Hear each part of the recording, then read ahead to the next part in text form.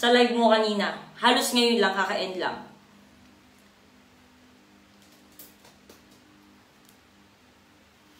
Sensya na sa itsura ko, sobrang di pa ako natutulog. Pataasin pa po natin para ano. Pataasin pa natin yung viewers para isang salitaan din parang kanina.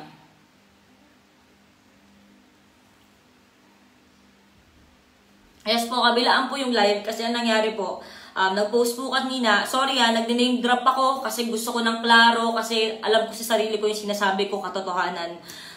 Nasa sa inyo po kung gusto nyong maniwala o hindi, pero dahil gusto ko ng katotohanan, nag-name drop po ako. Ito pong live po ngayon is para sagutin po yung mga tanong at mga sinabi po ni Jelay Andres.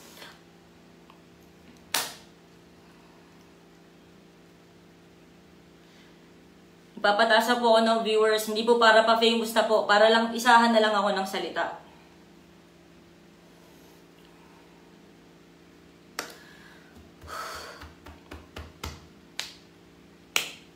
Kaya siguro okay naman na yan.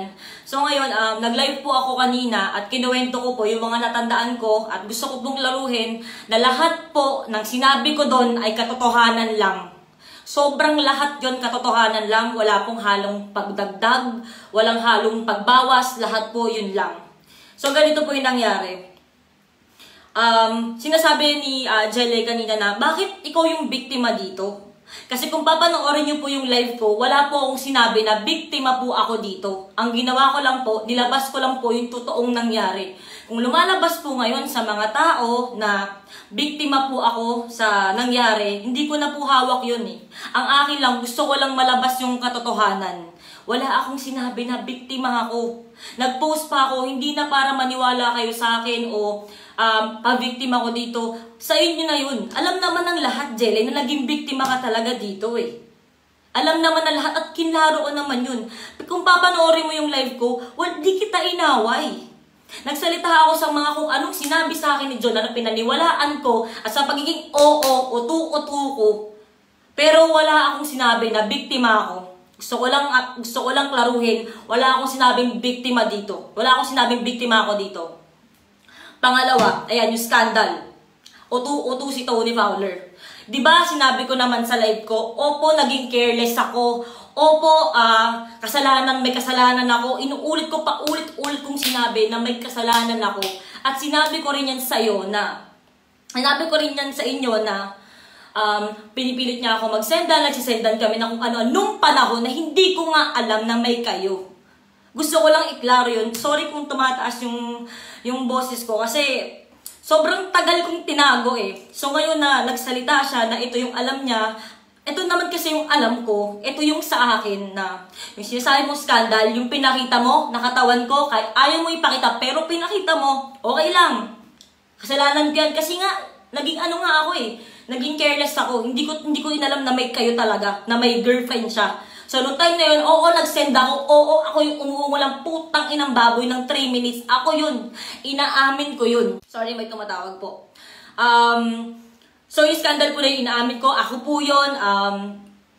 Yung pinakita niya kanina na nababoy siya, ako po yun. Si Tony Fowler po yun, wala pong iba.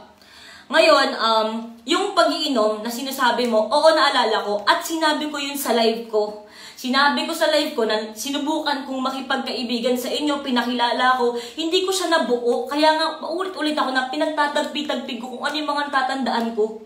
Lumapit ako, ganyan, kinausap mo ko, pero hindi ko masyadong matandaan, hindi ko na nga natandaan na nag-vape ka pa sa vape ko eh. Wala na akong, basta alam ko nakipag-try ako makipagkaibigan sa'yo, sa inyong lahat, nung panahon na, ay, andyan pala, may girlfriend ka, okay, alam ko ng girlfriend ka, pero way back, ang sinasabi ko na, nagsend na kami ng video ng mga Snapchat, etc., nung panahon na hindi ko nga alam na may ikaw. So, kung sasabihin mo sa akin ngayon na, ang tanga mo naman para hindi mo malaman, Jelay, hindi ko nga alam. Inamin ko una pa lang, hindi ko nga alam eh. Hindi ko alam. Ngayon, nagpainom ka, hindi ko matandaan kung binigyan ka na ng shots, pero alam ko, nagre-request ka sa akin ng tequila. Tapos di ba nagpapakuha pa nga si Jay Isidro? So, ang ginawa ko, kuha ka ng isa pa, babayaran ko pa, di ba? Kasi nagtatry ako makipag-friends, kasi nga mali ako na, shit, may girlfriend pala siya, ay, ang bait pala, ganyan. Hindi nangyari na nakipagkaibigan ako sa ngayong gabi at kinabukasan, nung nahuli mo yung video, sinend ko yun sa kanya nung araw na yun. Nag-send ako nung dati, nung wala pa nga akong alam, nung nag-snapchat kami, yun yung katotohanan, Jelay. Yun yung sinasabi ko kanina sa live ko at yun ang katotohanan. Hindi ko nahihilingin siguro, wala sira ako sa'yo, alam ko. Hindi ka para maniwala sa akin, pero uulit-ulitin ko, nag-snapchat ako noon, hindi ko alam na may ikaw yun. Yun yung nagsisenda ng ganito, ganyan sa Viber, na hindi ko alam na may ikaw. As hindi ko na siya pinansin, tapos dumating kayo, nagtry ako makipagkaibigan, kahit parang wala akong mukhang iharap, kasi nga naging careless ako. Sobrang naging careless ako na hindi ko inalam na may girlfriend si John.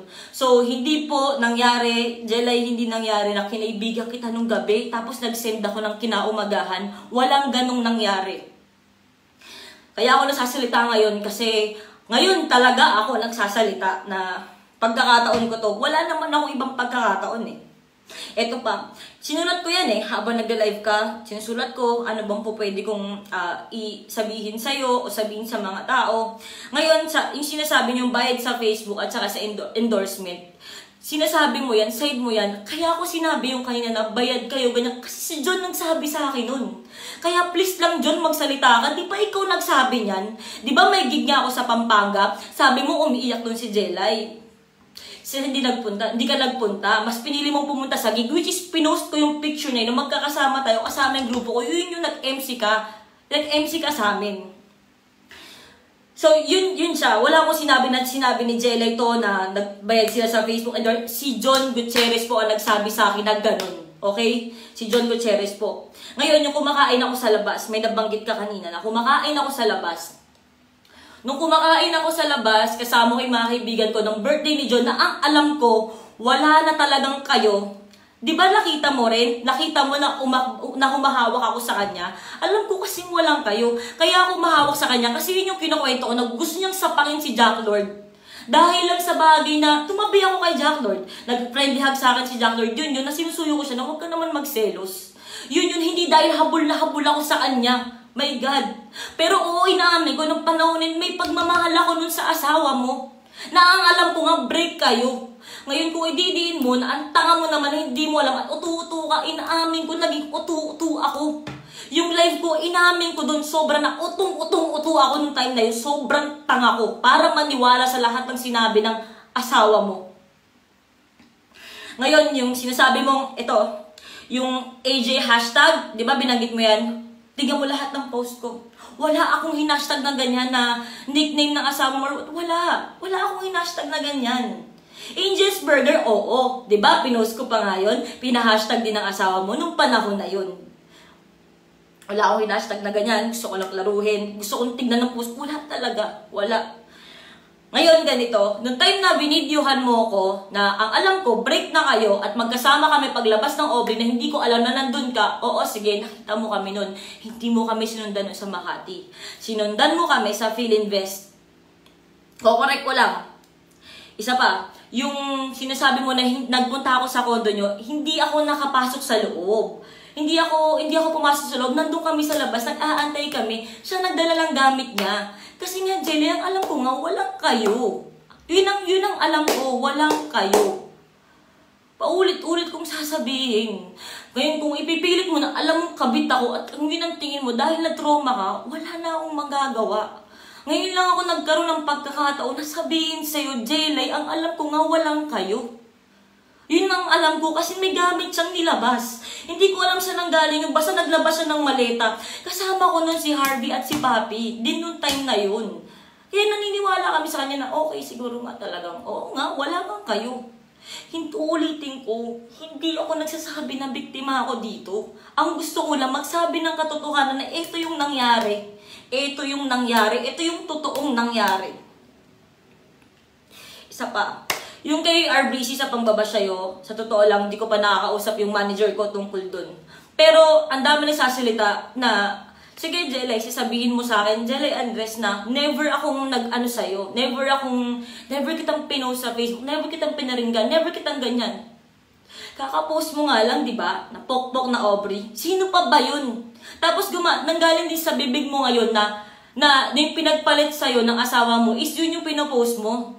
Tinatawag niyo ako sa kung ano-anong pangalan eh, di ba? Nagpo-post ka pa nun, I can make you smile with my clothes on, ganyan. Lahat.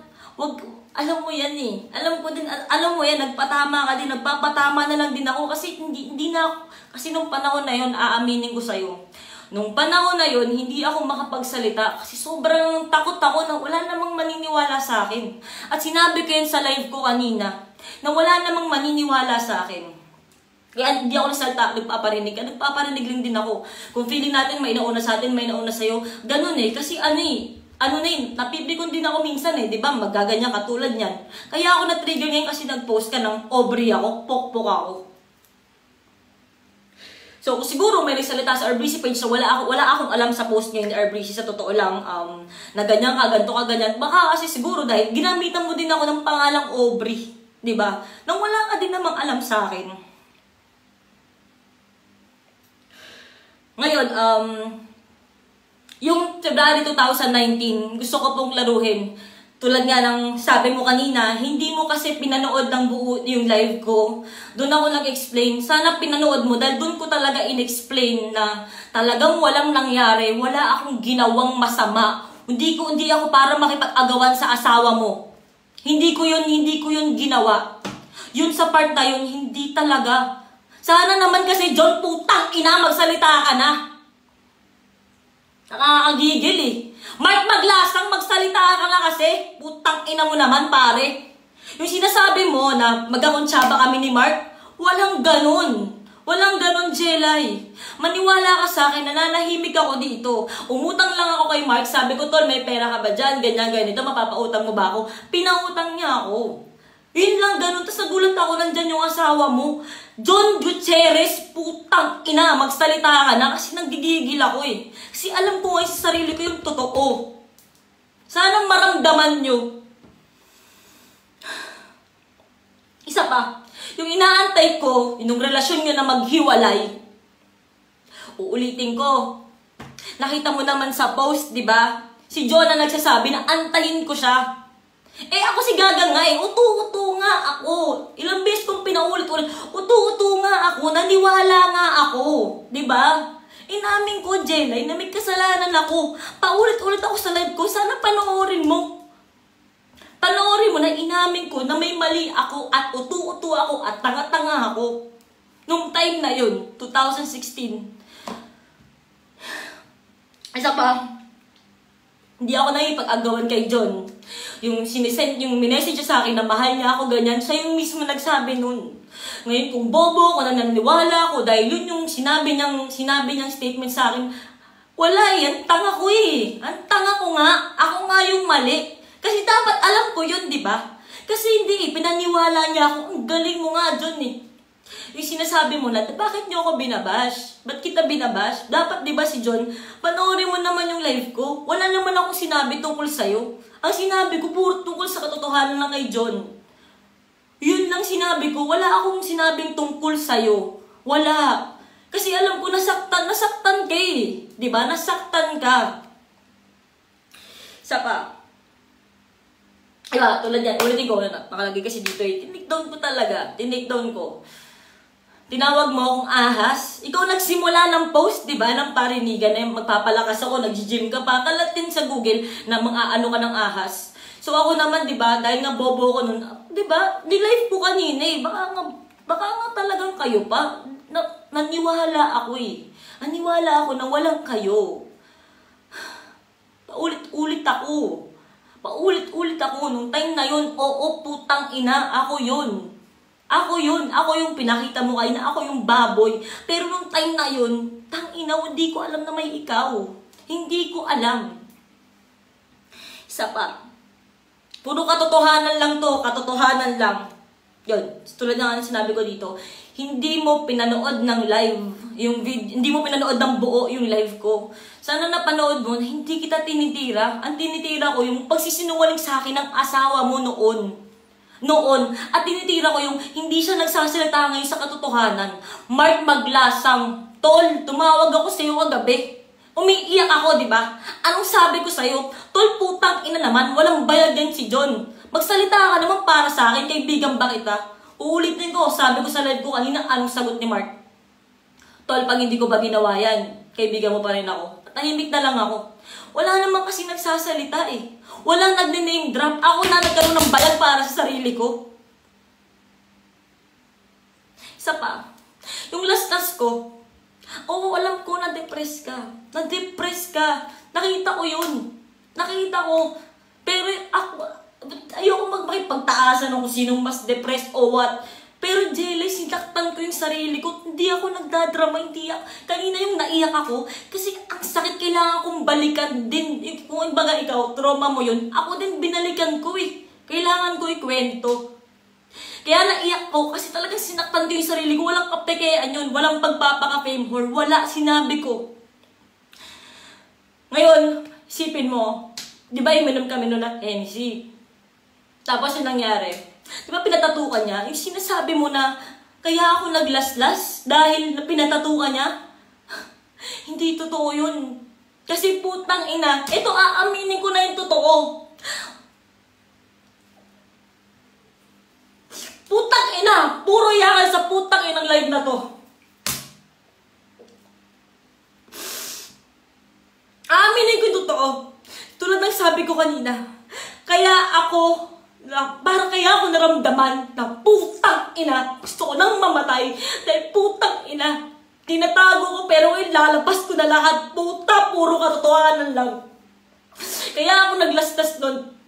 Kasi dinamay niyo yung anak ko. Dinamay ng mga fans mo yung anak ko. Oo, may anak ako. May anak ako. Doon ako nasaktan. Sana ma-rape yung anak ko. Sana magambang yung anak ko. Bilang ina, masakit eh. Oo, sige. Husgahan niyo ako bilang ina. Hindi ka matinong ina. Putang ina ka. Pasensya na. Wala itong trabaho ko. Ganito, hindi ko na kailangan na-explain bakit ito yung trabaho ko. Di ako okay na ina. Oo, sige, may pag-uulang ako. Baka nga. Kasi hindi ako magandang halimbawa. Pero putang ina, hindi ako nagkukulang sa pag-provide sa anak ko. Ginagawa ko ito lahat para sa anak ko. Kasi mahal ko yung anak ko. Hindi ako naglastas dahil putang ina, pinatato ka. Hindi totoo yan. Naglastas ako nun kasi gusto ko nang mamatay. Kasi sinasabi lahat ng tao, wala kang kwentang ina. Nilalabas ko na. Diba? Nilalabas ko na lahat. Kaya ako naisip at na-depress ako nun dahil sa anak ko. Alam ni John yan. Sabi ko, John, magsalita ka naman. Kahit di na para sa akin, tol. May anak ako, tol. Iniyak ko rin yan kay Mark kagabi. Sabi ko, tol, may anak ako naman. Parang awa mo na magsalita ka naman. Pero wala. Wala eh. Diba, XB sila eh. Tropa sila. Sige lang, tol. Sige lang. Sorry talaga, hindi din ako, alam ko si Jelay din, hindi niya ginagawa magpaawa o humingi ng simpatsya. Hindi rin ako humingi ng simpatsya sa inyo. Sadyang nadadala lang din talaga ako. Pasensya na. Isa pa. Yung sinasabi mo na nag-uusap kami na magkikita kami, Jelay walang ganun. Jelay walang ganun. Nagtanong ako sa mga taga Las Piñas kung pwede ko bang kunin yung CCTV. Hindi daw pwede kasi wala namang crime or etc. shit.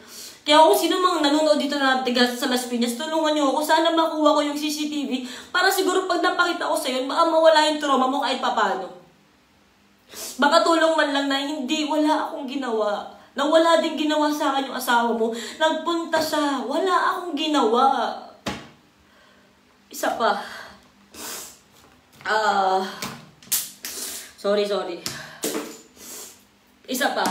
Uulitin ko, nagpakilalang single nun si John na wala nang kayo. Uulitin ko lang, paulit-ulit lang na nagpakilala siya nun. Oo, sige Jelay, naging utu-utu ako. Oo, sige Jelay, naging tanga-tanga ako.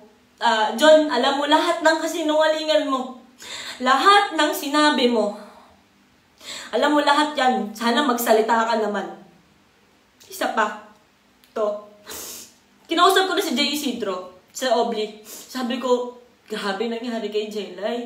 Sumiyak ako sa Obli. Sabi ko, pwede bang ako kayang mag-sorry ako kay Jelay, makipagkita ako.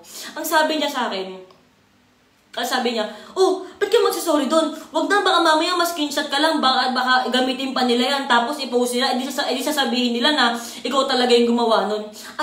J. Isidro, alam mo yan. Alam mo yan. Anthony, alam mo yan, Jamie. Sorry, Anthony, J. Isidro, alam niyo yan. Sinabi ko yun sa inyo, ano kaya kung kausapin ko si Jelay?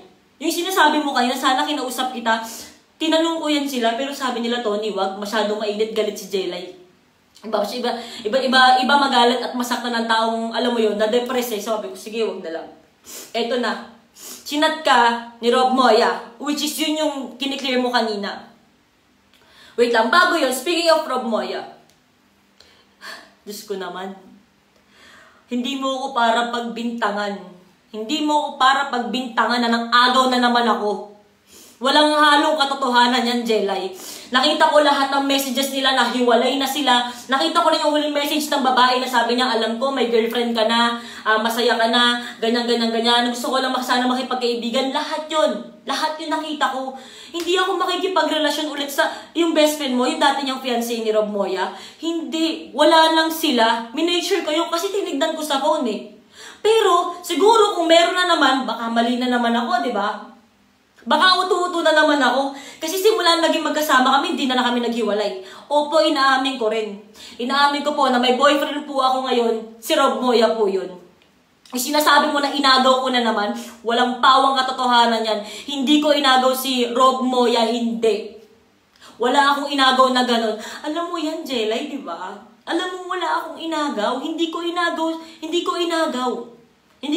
si Rob. Siya lumapit sa akin, naging okay kami, pinahanap niya yung number ko. Siguro, inamin niya rin yan sa akin na mayroon siya dating sinabi sa akin kasi hindi niya pa ako kilala. Nung nalaman niya yung totoong storya, kinilala lang niya ako, naging okay kami, goods kami. Mag-1 year na kami at tahimik kami at masaya kami. Oo, nasasalita ako ngayon ng katotohanan. Bakit? Para sa kakatahimik din ng partner ko. Kasi gusto kong patunayan sa kanya na wala akong ginawa. Hindi ako yung may boyfriend tapos nakipagkita ako kay John dahil Makati ako. Hindi ganun.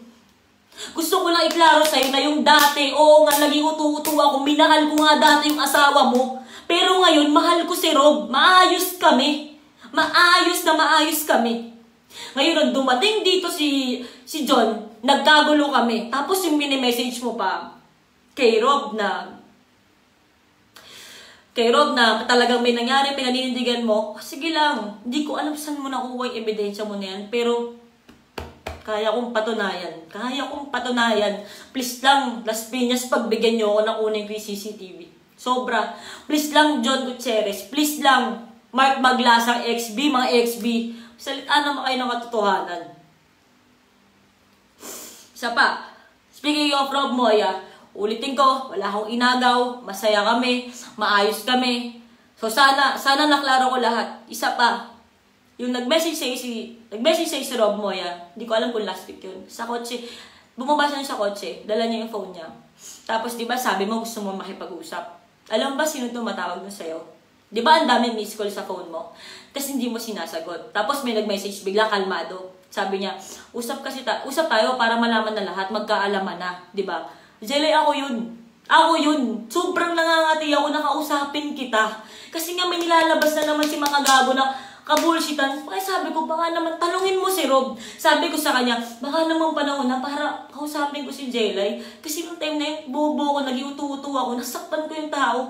Umiyak ako kay Arbrizy. Sabi ko sa kanya, kung tatanggalin mo ako sa Arbrizy, dahil magsasalita ako, gagawa ako ng gulo eh.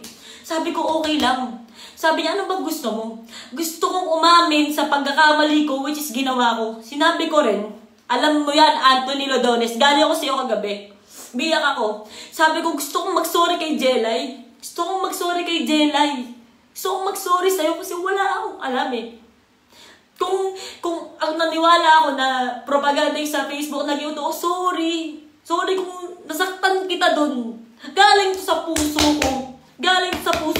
Walang halong pagpapanggap, Jelay. Gusto kong humingi ng sorry sa'yo. At trauma ka, nasasaktan ka, nagtitake ka ng gamot. Sorry. Sobrang sorry sa katangahan ko. Gusto ko lang laluin lahat. Kilala ko na lahat ng gusto kong sabihin ngayon. Mula sa live mo kanina. Pasensya na sa manager ko. Kailangan ko nang sabihin lahat. Kung kailangan ko nang ilabas lahat ng katotohanan, pagod na po akong makipaglaro sa kung anong away nito. Gusto ko lang sabihin sa'yo, Jelay. Hindi mo ako kaaway dito. Kung nasaktan kita, sorry. Kung nasaktan kita, sorry. Hindi naman pagkababa ng pride ko, di ba? Kung hihingi ako ng sorry sa'yo. Kung papakita ko sa mga tao na nadapa ako, nagkamali ako. Gusto ko humingi ng sorry sa'yo. Sorry. So, humingi ng sorry sa'yo, pero ang akin lang, yung nangyari sa'yo dati sa pagkakamali ko, magtatatong taon na. Hanggang ilang ko pa siya pagbabayaran na mag-post ka na, obre ako, pokpok ako, na ganito ako, na ganyan ako, dahil sa pagkakamali ko dati na hindi ko nga alam na may kayo. Hindi ko alam. Ngayon, ito yun. Oo, sige, nagpaparinig ka. Sinimula mo sa post mong ahas ako. Nagsunod-sunod tayo, nagpaparinigan tayo. Alam mo yan, alam ng puso mo yan. Gusto ko mag-sorry sa'yo. Alam nila Jenny Sidran, alam nila Anthony, alam ng mga tao kasama ko yan. Ano kaya pag sorry na lang ako kay Jelay, paulit-ulit. Kahit kagabi, kaya ngayon, eto na, live. Jelay, sorry. Hindi ko yun alam. Na hindi ko inalam dahil na bobo ako, utu-utu ako. Sorry kung nasaktan ka, pero tulad nga yung sabi ko kanina, sana naman hanggang kailan ko pagbabayaran yung isang pagkakamali ko noon na hindi ako nag-ingat, hanggang kailan ko pagbabayaran yun. Sana naman mapatawad mo ako, siguro hindi ngayon, sana dumating yung panahon, maging maayos. Alam ko naman napaka-imposibleng maging kaibigan mo ako. Pero gusto ko lang sabihin sa'yo na sorry, pasensya ka na sa akin, bobo ako, dahil naniwala ako nun sa asawa mo, pero papanoorin mo yung live ko kanina, hindi ikaw yung pinapatamaan ko. Pinapatamaan ko yung putang inang sinungaling mong asawa. Gusto ko lang klaruhin yun. Ay na, ito yung pinaka-umano sa akin yung nalabas ko talaga. Lahat na, wala na ako itatago. Maraming salamat po sa mga sumuporta na alam mo yun, naniwala sa kwento ko kasi alam nila yung totoo. Jelay, hindi ako nagsisinungaling. Kung alam ko wala kang tiwala sa akin, pero sana dumating yung panahon na mapatawad mo ako. Sana. Yun lang, naklaro ko na wala na akong dapat sabihin. Maraming salamat po sa mga taong naniwala sa akin. Sana naman yung mga tao magsalita na. Maraming salamat po. Wala din po akong plano mag-delete ng live. Maraming salamat po. Yun lang. Jelay, I'm very, very sorry. Sana one day, mapatawad mo ako sa pagka-uto-uto at tanga ko dati.